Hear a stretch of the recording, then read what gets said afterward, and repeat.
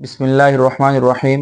সুপ্রিয় দর্শক, আজ এক ভাই আমাকে প্রশ্ন করেছেন যে রোজা অবস্থায় দাঁত ব্রাশ করা যাবে কিনা বা মাজন ব্যবহার করা যাবে কিনা।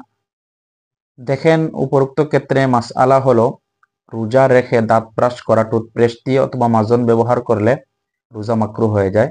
আর যদি কোনো অবস্থাতেই তা গলার নিচে চলে যায়, টুথপেস্ট অথবা মাজন, তাহলে রোজা ভেঙে যায়। সুতরাং এক্ষেত্রে সতর্কতা হলো, আপনি সাহরির পূর্বে ব্রাশ করে ফেলেন অথবা ইফতারের পরে ব্রাশ করেন। আপনি ব্রাশ করতে পারেন টুথপেস্ট দিয়ে রোজা রেখেও, কোনো সমস্যা হবে না, কিন্তু আপনার এটা কারাহাত অনুৎসাহিত করা হয়েছে এটার প্রতি। কারণ সম্ভাবনা প্রবল থাকে যে টুথপেস্ট গলার নিচে চলে যাওয়ার।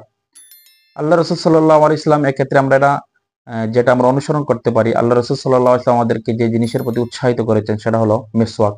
আল্লাহ রসুলের হাদিস রয়েছে, লাউলা আন আশুক্কা আলা উম্মতি লামারতুহুম বিসসিওয়াক। যদি আমার উম্মতের জন্য কষ্ট না হতো তাহলে আমি তাদের জন্য মিসওয়াককে আবশ্যক করে দিতাম।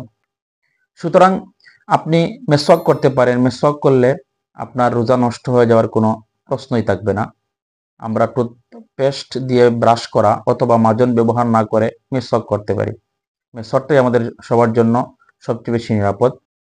আপনারা বিস্তারিত মাসলাটি দেখতে পারেন ইমদাদুল ফতোয়া 2 নম্বর খণ্ড 141 নম্বর পৃষ্ঠায় এবং জাওয়াহিরুল ফিকহ 3 নম্বর খণ্ড 518 নম্বর পৃষ্ঠার মধ্যে। আল্লাহ পাক রব্বুল আলামিন আমাদেরকে সঠিক মাসআলা জেনে তার উপর আমল করার তৌফিক দান করুন।